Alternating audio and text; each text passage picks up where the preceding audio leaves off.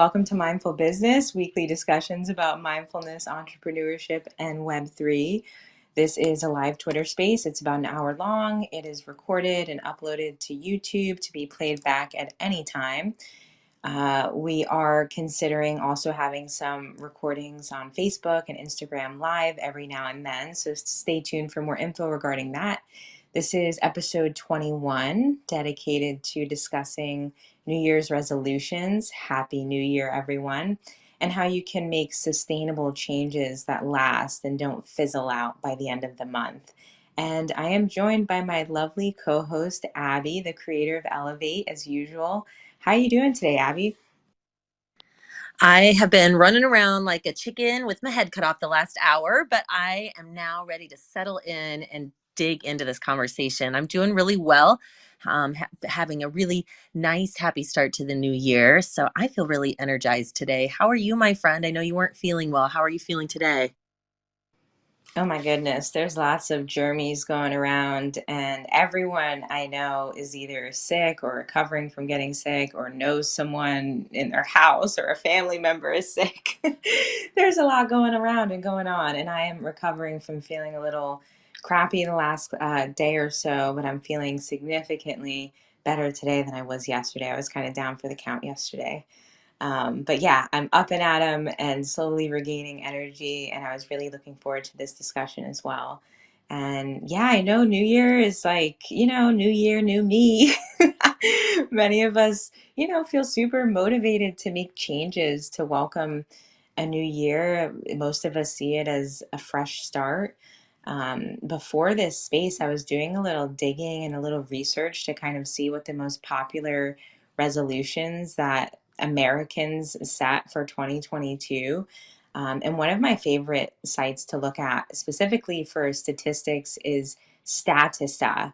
So it's a stat, Statista, Statista, one of my favorites. So they have all types of statistical information about anything you can think of. But for resolutions specifically, it said that the top resolutions for 2022 for Americans were improving diet, exercising, losing weight, budgeting and saving money, and spending more time with family and friends were the top few resolutions, which I guess is not surprising. I feel like these are common things that people work on like and also too, these are things that you should and could work on at any time of the year.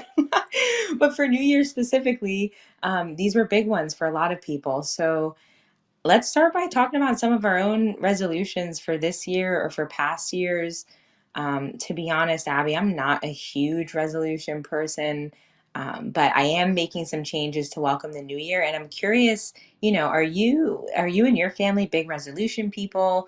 And if so, what are some good resolutions that you've set this last few years that have been really meaningful and impactful? And if not, why do you choose not to?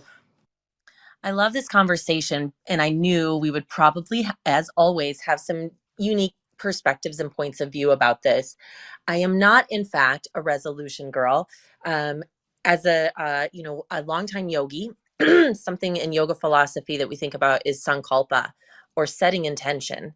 And when I think there's this, sometimes people get a little, when I think of resolution, I think of people really being hard on themselves, taking a hard look at the last year of all the ways they feel like they came up short or failed or should have or could have. And so they look to the new year ahead and start making these big plans that maybe sometimes aren't sustainable, in an effort to like improve themselves. Like you said, new year, new me. I tend to cringe when I see that and hear that. And I've been a wellness professional for a long ass time, 23 years. So I certainly have had seasons of being an entrepreneur in the wellness industry where I used that tagline and where I certainly encouraged people to get into new year, new me. But somewhere I would say in the last, I don't know, 12 to 14 years of study and practice, that really shifted for myself personally.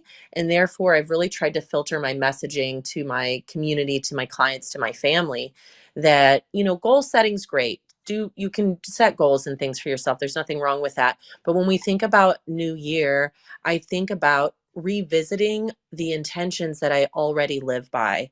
As you said, if we want these things to be sustainable, it's nice if we can look at all of this as a lifestyle choice. And if we think about how I want to live continuously, we have to think about things that are really sustainable for us. So yes, I would say I do an audit. I like an end of the year kind of looking back at moments that I really feel good about. I think reflection is good. But I look at it more as intention setting, and revisiting things that I've already set for myself, reaffirming those things, and maybe taking that audit of, are there things that just are no longer serving me in this season of my life? Are there things that served me well this year but don't need to come into the next year? I definitely do a bit of letting go. Really, that starts to happen for me at solstice, this like ending the chapter. So I definitely was intentional around solstice of closing chapters and kind of washing my hands of things that I didn't want to carry with me into the new year. And yeah, I welcome new energy, but I'm not really setting any resolutions because I know that already, right as I am, and just as you are, we're already worthy of all the good things, of all the love, of all the wellness, of all the health, of all the abundance. We don't have to change a damn thing to invite that into our lives. And so the more I lean into that, the less I think about, you know, a resolution list. I don't know. What are your thoughts on all of that?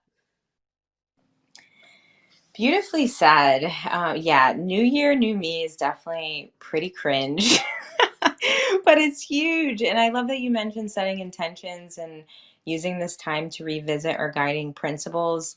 I definitely know with setting resolutions can come a lot of self criticism. Um, to be honest, I feel like I used to be more of a resolution person, but this last couple of years, I've had some huge lifestyle changes. I moved cross country, I switched careers, I got married.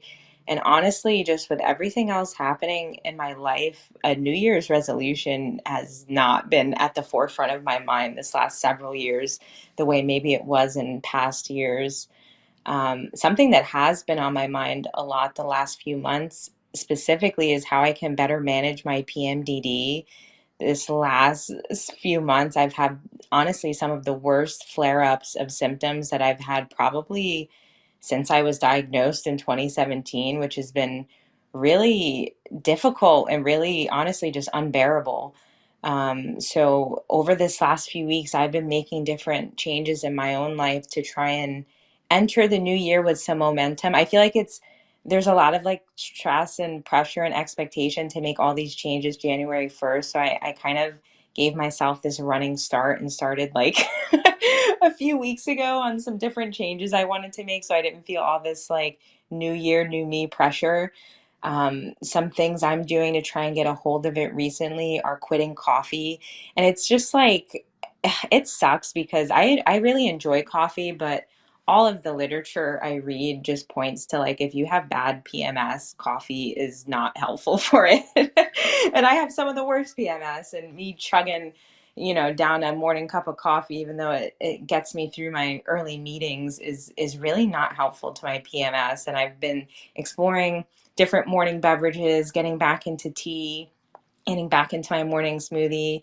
I've also been taking a cannabis break. At some point, we'll have a mindful business episode about cannabis entirely, because I know you and I are big, big fans of the medicinal properties of cannabis.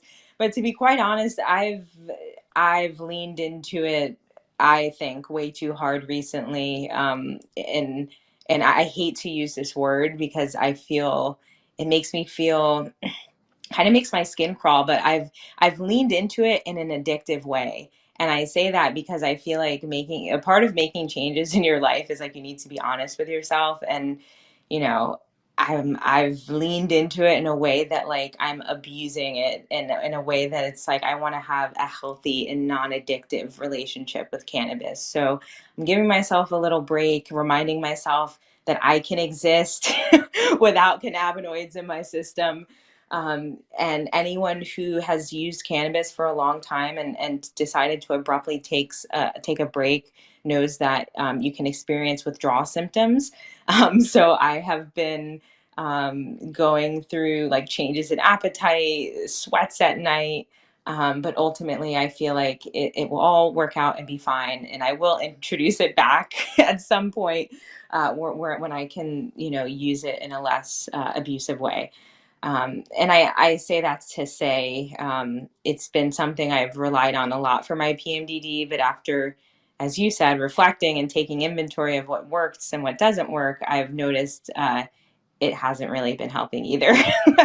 And I've actually read a bit of literature that when you overdo it, it can really kind of shift your hormones. And considering that my hormones are very sensitive, it might be a good idea to scale back and reintroduce it after a little break.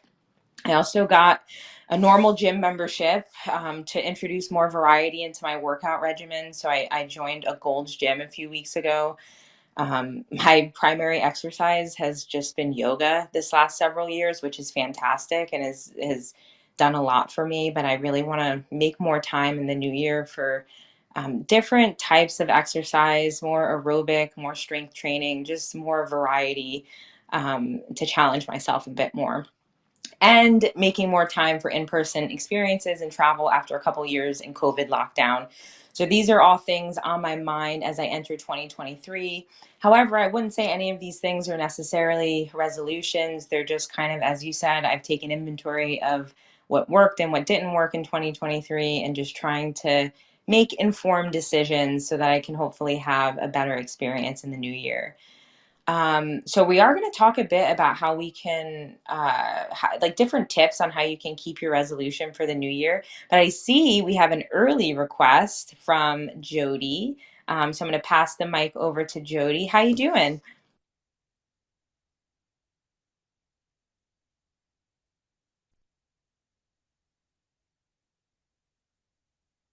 Oh, duh. I can't pass the mic because I have to accept your speaker request.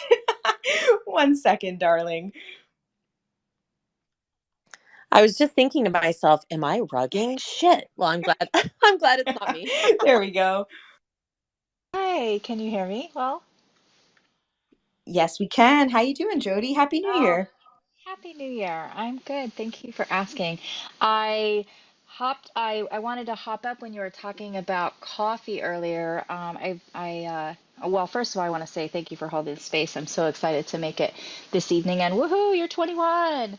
Um, when you were talking about coffee, I last year I started drinking mud water, and I just wanted to share that I don't know if you've ever heard of it, but it has several different kinds of mushrooms in it, and cinnamon and cacao, and it's very natural. It has, I think, the same maybe caffeine content as tea. There's one for the morning and one for the night, and I'm better at taking it in the morning. The night one is to relax you, and I'm not so good at doing coffee or tea or anything in the evening. But I just wanted to share that with you, my experience. It was a little hard to get used to it's called mud water for a reason, but it had a very rich earthy flavor and even an earthy feel if you don't keep it stirred up. So I wanted to share that, and outside of that, I'll mute the mic and let you continue in this wonderful conversation. I have some comments on New Year's resolution, but I want to hold and let you continue maybe later during more group discussion. But I just wanted to share that Mudwater.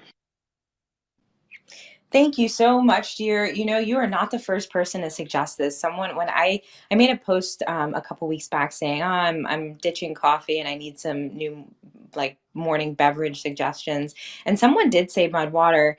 And honestly, didn't realize it was like a mushroom concoction. And just from the name alone, I was like, "Oh, that sounds a little frightening." But if you're vouching for it, I'm gonna check it out. And now I'm curious. Have you had mud water before, Abby? No, but I'm so glad you came up to talk about it, Jody, because I've definitely seen several ads. I haven't necessarily heard anyone specifically talk about their experience with it, but I've definitely, their advertising is good because it's piqued my curiosity. There was a period of time, I think probably a good 4 or 5 years that I did not drink coffee, and I was really sensitive to caffeine. And I never really found a great replacement besides green tea. I did a lot of green tea. I've never been into matcha, although I have a friend who's, tried to get me to try it in some different ways. So I'm open to checking it out. But I would check out the mud water. But I have discovered since I gave up alcohol, tomorrow is 2.5 years exactly, by the way. When I gave up alcohol, I became far less sensitive to caffeine for whatever reason. So I don't mind a little coffee myself, but should that arise again, because our systems are always changing, I definitely love to have alternatives on hand. So love to hear that input. Thanks so much, Jody. So it says masala chai, which is black tea, ginger, cardamom, cloves, nutmeg, black pepper. It has cacao, lion's mane, cordyceps, chaga mushroom, reishi, cinnamon, turmeric, and Himalayan salt. Ooh, that sounds like a powerhouse. Very nice. And thank you for reading off the ingredient list for all of our honeys with allergies and such. I know that some of us are very sensitive to certain ingredients, so thank you for that. And yes, we would love to have you participate in the discussion. And thank you for although you are welcome to join and chime in at any moment. Thank you for saying you'll hold to the end for when we open the floor. But please, you are welcome at any point, and we are very happy to have you. And we're also happy to have Miss Wynn and Kitty and Heather. Thank you for joining us for episode 21 of Mindful Business.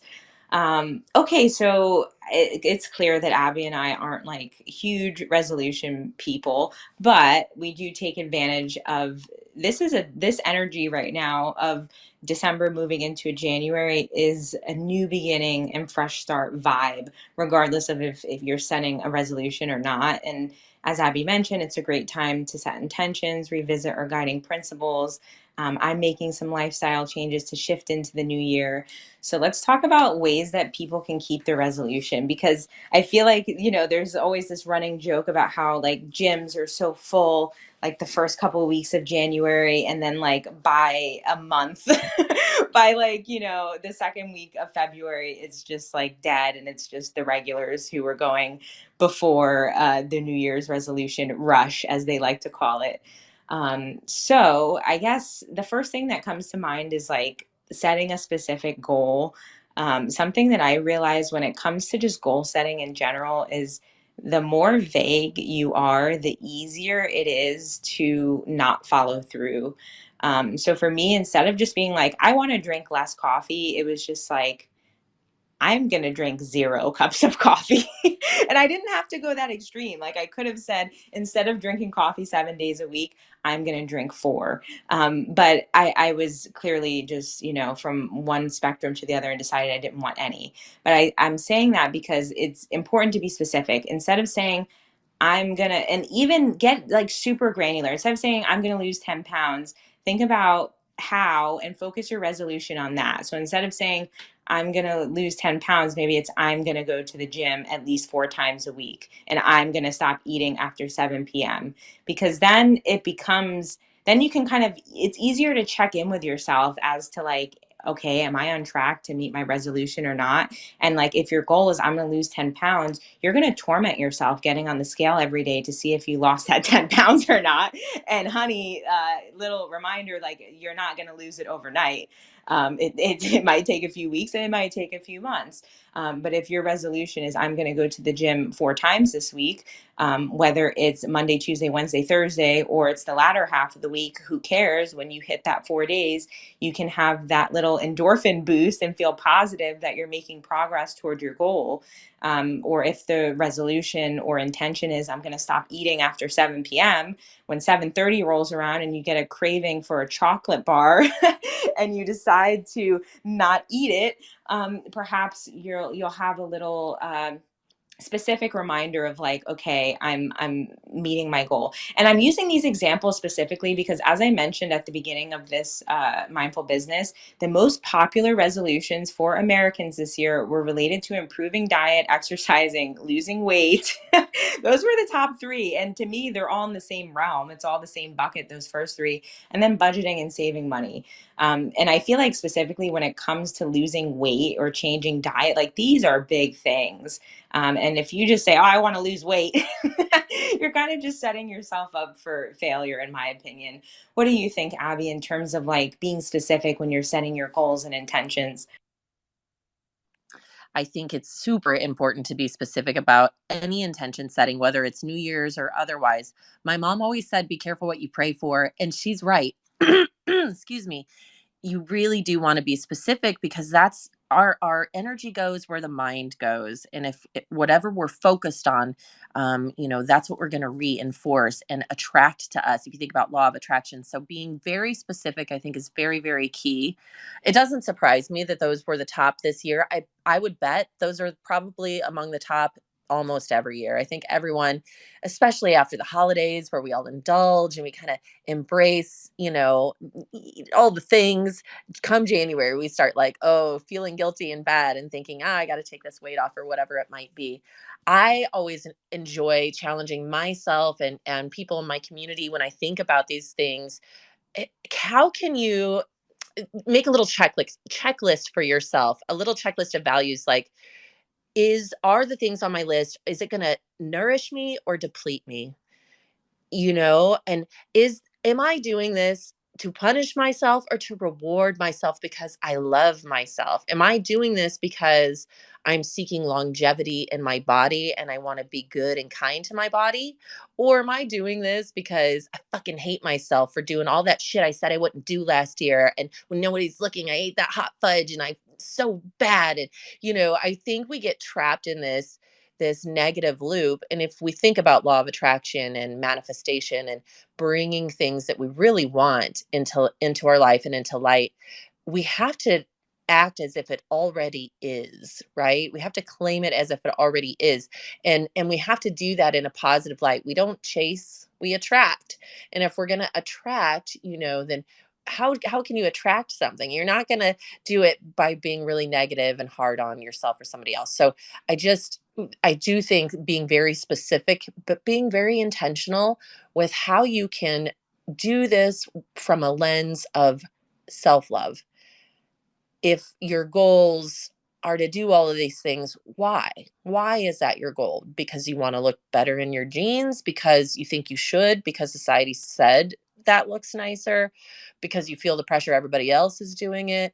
I think taking some time to be still and let the dust settle, and, like, dust and alight your thoughts, and really focus on why. What is my why? What is my driving force here?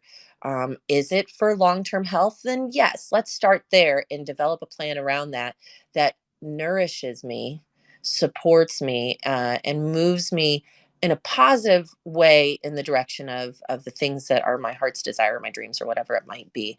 I think that that's just as important, when we're thinking about doing these practices and setting these intentions. That in that way, I think it kind of builds in right away sustainability. It's hard to sustain stuff that is like self-deprecating or punishing, or feels like a punishment. If it feels like a have to, if we've suddenly made this, like, you know, we're making ourselves do this thing because we fucking hate ourselves, that's not sustainable. We're going to crash and burn. But if we take steady steps, the turtle wins the race. If we take small, progressive, steady steps in the right direction with some support set up too, plan ahead. If you're going to limit, if you want to do intermittent fasting, as you said, not eating past 7 p.m. and not eating again until after 7 a.m. is a wonderful practice for a lot of reasons, for our bodies. But if we're going to do that, and we know we really love our chocolate bar normally at 9 o'clock at night, is there something you can set up in place, as you're making your plan? Note where your pitfalls generally are, and where can you set yourself up with support and reinforcements? Is there a healthy alternative that, no, it ain't gonna be the same thing, we all know it, but can you, freeze ripe bananas and blend them up to make an ice cream? Actually, you can, and it's really fucking good. Put a little peanut butter in there, put a little raspberry, whatever. But if you need your little sweet, have that. oh no, if we're intermittent fasting, you can't have that. Color, have something else that, have sex at 9 o'clock at night instead of having the candy bar. Go masturbate if you're by yourself. I'm just going to put it out there. Normally, if we're craving a little sweet at 9 o'clock at night, it's because we aren't satisfied somewhere in our lives if we really want to get into it. Anyway, I digress. Be intentional. Do it out of love and nourishment for yourself so that you can suffer less in this beautiful organic bodysuit we've been given, and extend our lives in it as long as we possibly can. How can we do it joyfully? And how can we set up reinforcements in the spaces that we know are going to be the most challenging? I don't know. Those are my thoughts. What do you think? Before I chime in, I'm going to pass the mic to Jody. Oh, Abby, I want to tell you that I love your language, the language that you use to express your thoughts. And you're going to hear my Frenchies playing in the background. Please, like, I don't know, laugh at me or fist bump me if they get too distracted because I can't hear them with my headset on as much as you will. Um, anyway, to get on my point, when you were talking about why do you set the goals that you want to achieve, you hit on something that I think is very important, and that's when you're setting goals for yourself. For example, I want to lose weight. It is important to determine the why and the mm, the well, the goal of setting a goal should be to make it values based. So that's a resiliency term. There are several pillars to resilience, and it's scientifically proven that if you set goals based on your fundamental, your core values, then you are more likely to follow them through. So if you're just setting a goal to lose weight because you think that people think you're fat, then and you want to look better, but you don't set why, then yes, you're more likely to fail or to fall, off the treadmill. But if you're like, I want to lose 25 pounds because I want to have more energy to play with my children because family is important to me, then when you're on the treadmill and you're thinking, instead of thinking, I want to look good for someone else, you're thinking, I want to have the energy to play with my children or to live 10 years longer. So, as you said, you say, I want to lose 25 pounds. So it's measurable, and then you've really identified your why instead of making it reactionary to an expectation that has been placed on you from society. You're bringing it into the heart of your home, or really what matters to you, which may be the home. There's lots of different reasons. If you're vain, like that's literally a value, right? And so that's why um, sometimes it works for people that they want to lose that weight because they want to look good for someone. But if that's not what resonates with you and you're just kind of like following what's been commercialized, it's not going to work for you. Um, Iterative and incremental progress is always fun, also important. Those small steps add up. And when you make a mistake, like you mentioned earlier, you have to be gentle with yourself. And freezing bananas right before they go bad, they're great in smoothies. And they save so much money. I do it with blueberries, strawberries, all of it, because I never eat the fruit that I think I'm going to. Food is not always my friend. But when you freeze them, then they're always available. So with that, I am complete. Thank you, Jody. And I am also a fan of a frozen banana right before they're about to, right when they're like completely turning brown and it's like, uh-oh, do I throw it away? It's like, nope, throw that bad boy in the freezer and pop it in your morning smoothie. Absolutely, Jody. Thank you for that reminder that evaluating your why and diving into your values and coming from a place of self-love is really important. And self-improvement is self-love because nobody is perfect and there's all things that we can work on.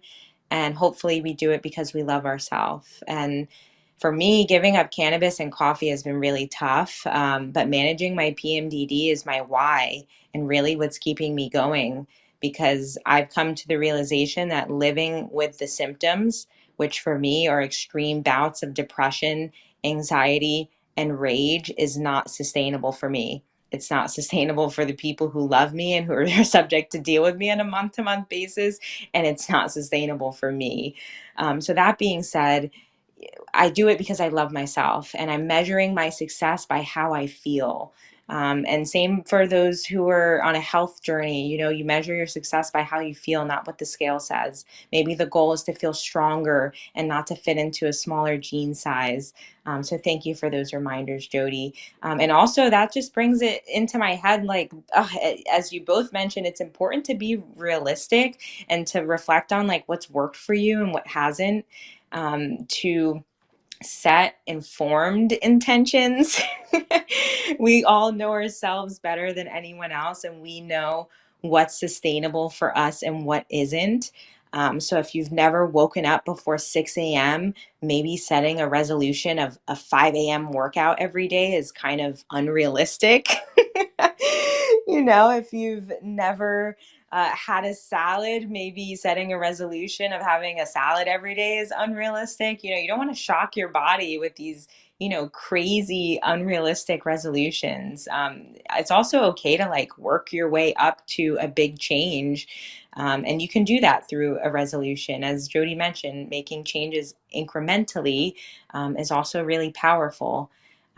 Something that's helped me a lot in recent years is having accountability partners. And I think this is just for like any change you're making in life. My husband is my accountability partner for the gym. I don't need any encouragement to hit the yoga studio. I will do that all day, every day. But when it comes to strength training or doing cardio, I have zero ambition. But even when it comes to accountability partners, it's always important to remember ultimately it's always on you to follow through and not on your partner to drag you to wherever it is you need to go. What about you, Abby? I know, being a yoga instructor and stuff, yoga is often something people do in groups or with friends. What do you think about accountability partners to kind of help you maintain a resolution? I think most people find that to be really, really helpful. It's definitely a tool I've utilized in the past. Heck, putting challenges out there for other people is really a great way for me to have a bunch of accountability partners.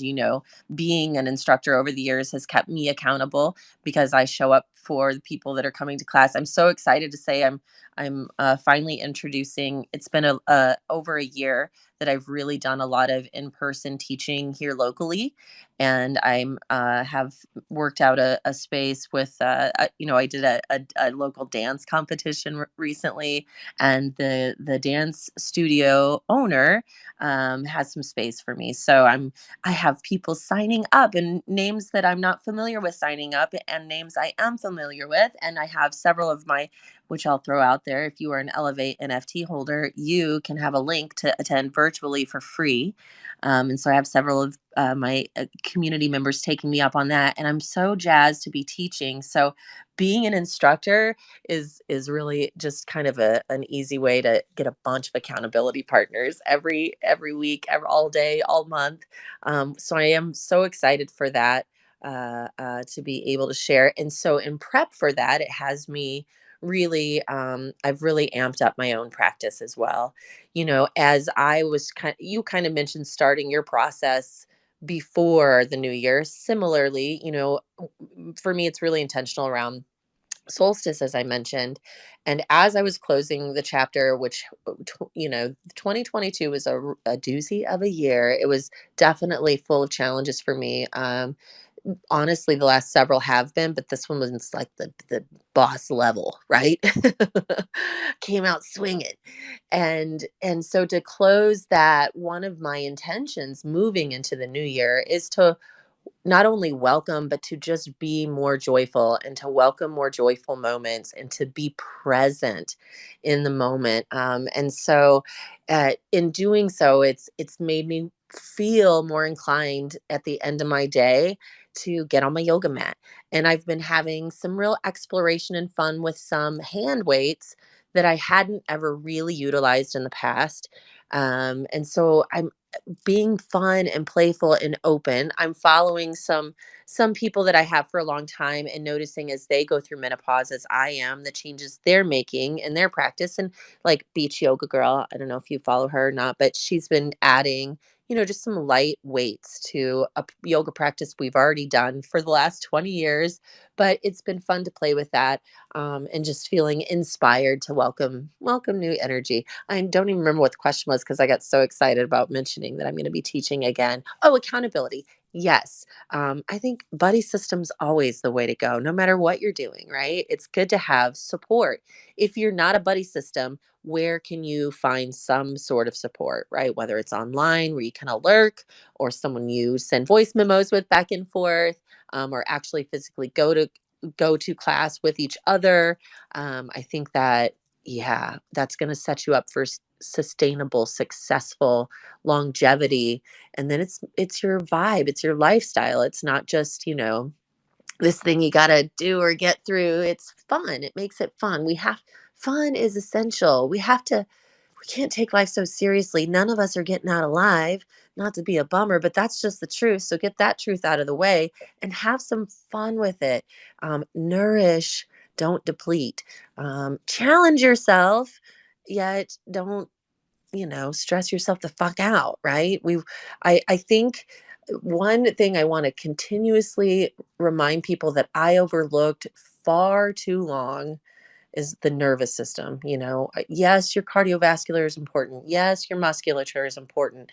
Yes, all these things, but our nervous system and our brain health is of the utmost important thing we can have place value on. So, nourish, don't deplete. I think that must be my phrase of the year. I thought it was abundance, but I've said that probably 50 times in this conversation. So I'm going to pass the mic. Say it again. We need it. And we appreciate it.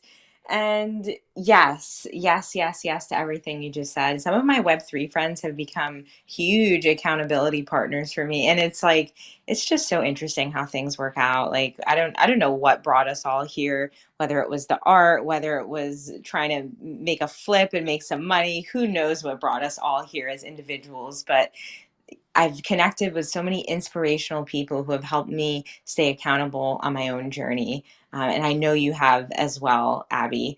And I'm glad you mentioned embracing joy. I do feel like there is a lot of, um, I don't want to say it's not negativity, but there's a lot of pressure that comes with the New Year's, and it's like something people. It's kind of annoying. It kind of reminds me of when I got engaged to my husband, and people kept immediately asking me, "So when are you getting married? So when's the wedding? So when's the wedding? So when's the wedding?" And I'm like, "Oh my God, I just got the ring on my finger. Like, can I breathe?" That's kind of how I feel about New Year's. It's like, "So what's your resolution? So what's your resolution? So what are you changing?" And it's just like, oh my God, like it's January 1st. So that being said, embrace joy, and as you're progressing on your journey, it is important to celebrate the small wins. As you get closer to whatever that big goal is, celebrate the little accomplishments that bring you there. I'm halfway through my yoga teacher training, which we'll be talking about further in another mindful business episode later this month. But I recently reflected on that, and I was like, damn girl, you did it. You did 100 hours of yoga teacher training, and when you walked in that first day, you didn't even know if you would make it through the first couple. There was a moment of disbelief, like, whoa, I'm halfway there. So check in as you progress and celebrate those small wins because you deserve it. And also, don't take too many things on at once. I feel like we mentioned this in a previous episode about who knows what, but this comes up a lot. And I do feel like new year, new me, whatever, there's a lot of energy to make changes and do things differently. With all of the changes I'm making, I'm at my limit. I'm like, girl, I cannot add one more thing to my plate. This is enough for me. So know your limits and don't take on too many things at once. Narrow it down to a few things that are realistic and reasonable for you, and don't feel like you're supposed to like be an unrecognizable version of yourself by the end of January. Right, Abby? 100%, 100%. Again, turtle wins the race.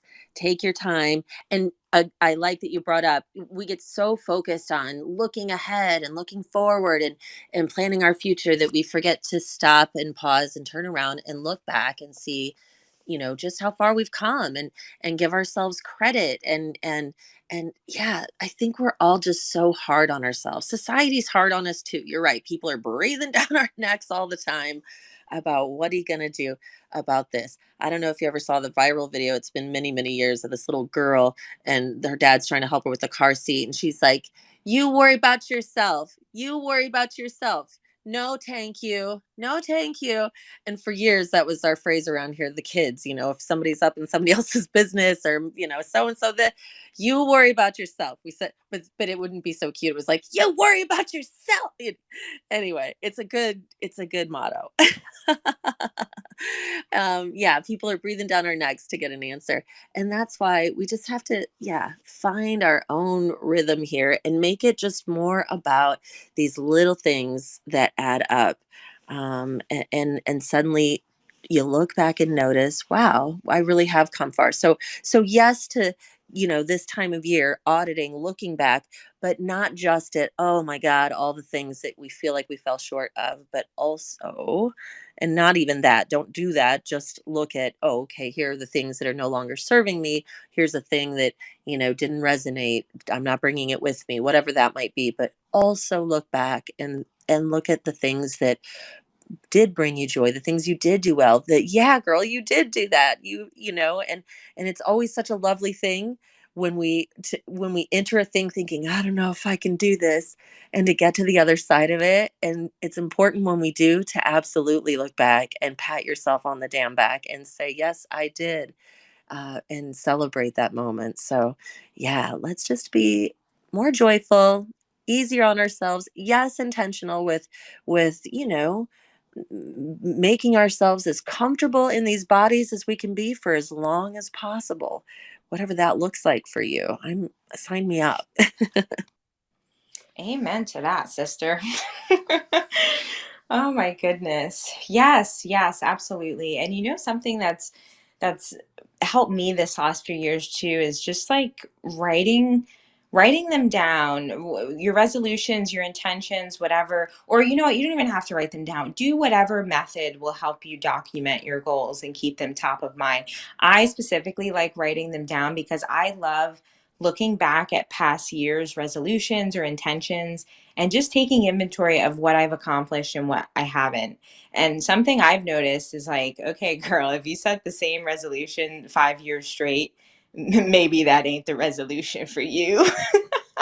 And that's okay. That's okay. Maybe that resolution was not sustainable, it was not realistic, and it's time to reevaluate that resolution. And rather than disappointing myself the sixth year in the row by setting the same intention that I know I'm not capable of, maybe it's time to adjust it and consider, okay, what could be more sustainable.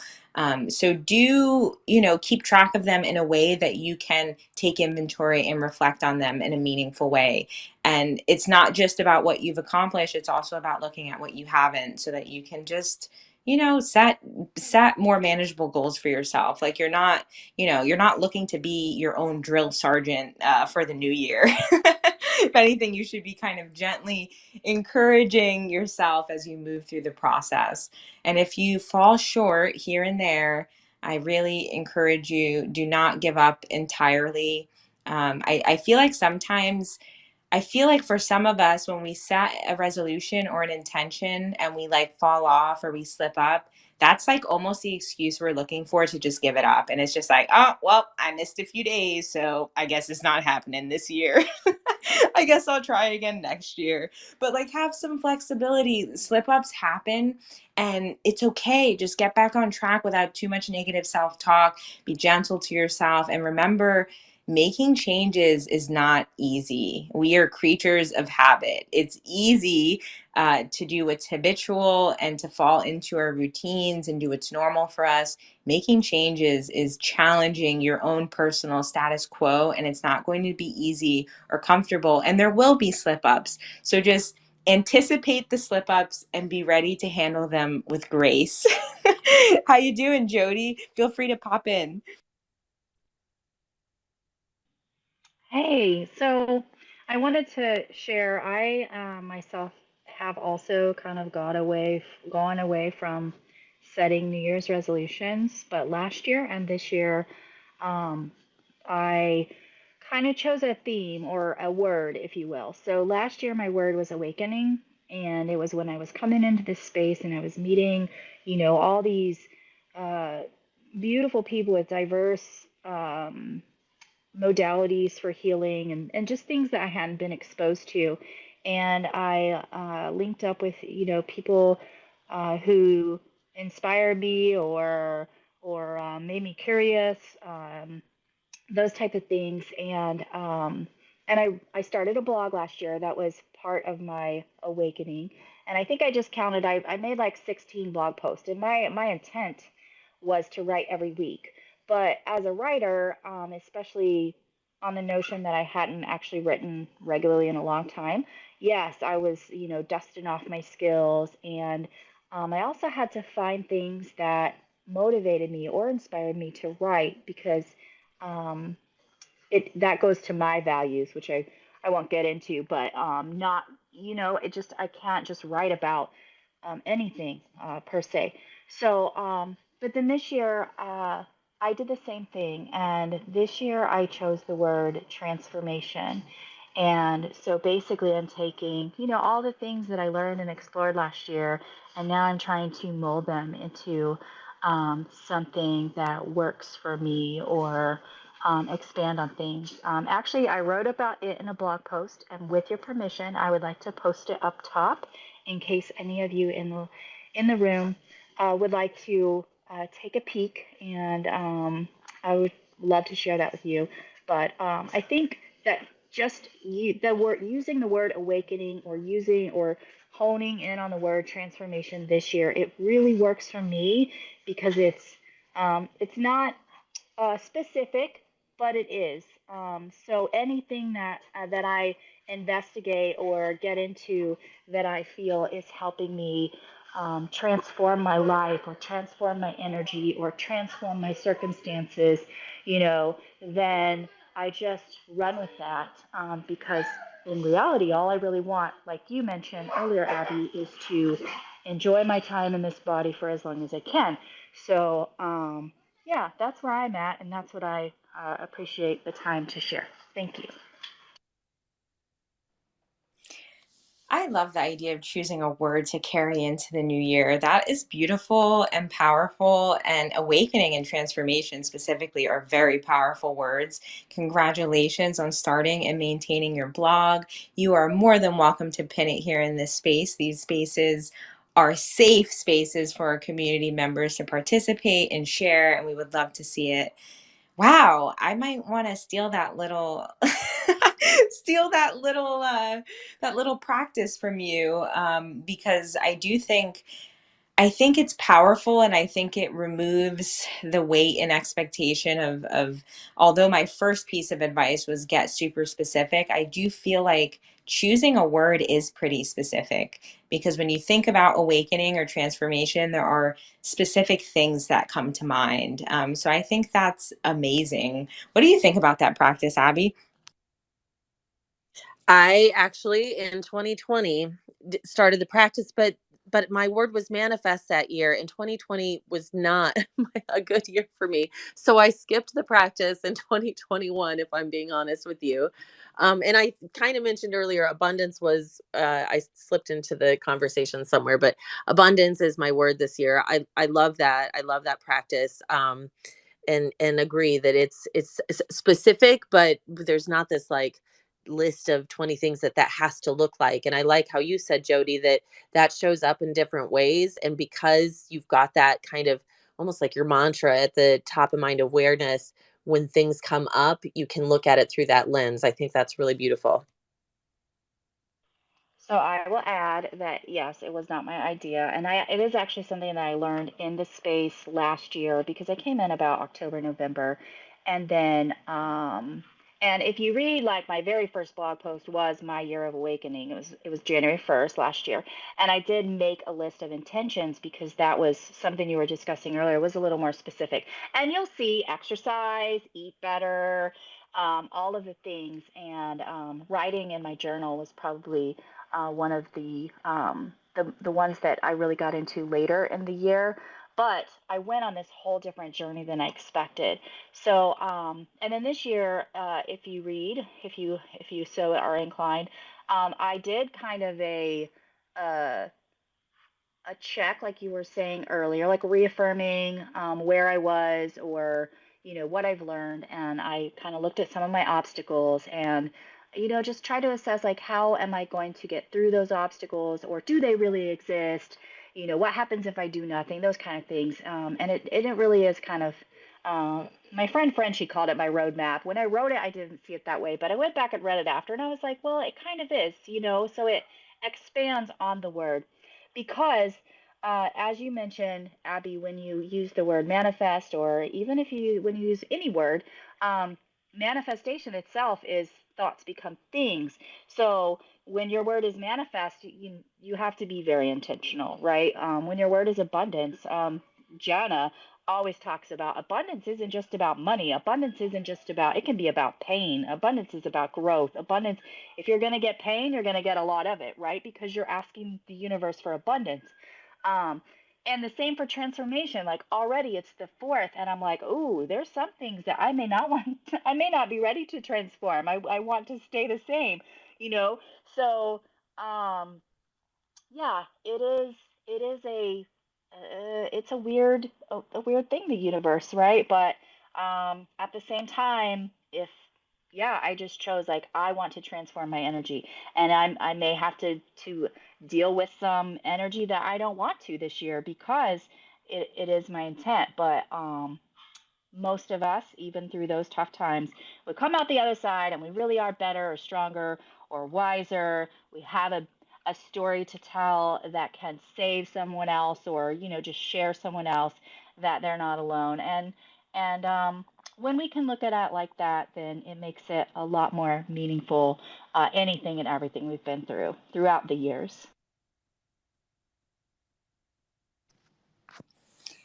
Beautifully said. I love that you mentioned you reviewed your blockers and your obstacles, so that you could kind of enter the new year with a more reasonable and realistic perspective. And, that is awesome. And yeah, no, I love this concept of choosing a word that popped into my mind immediately for 2023 is recovery, for myself. And at first, healing came to mind, but then I was like, no, healing is too broad. I'm not, healing could mean so many different things. And it's just like, oh no, recovery is the word. I'm looking, I'm looking to recover. I'm looking to stabilize.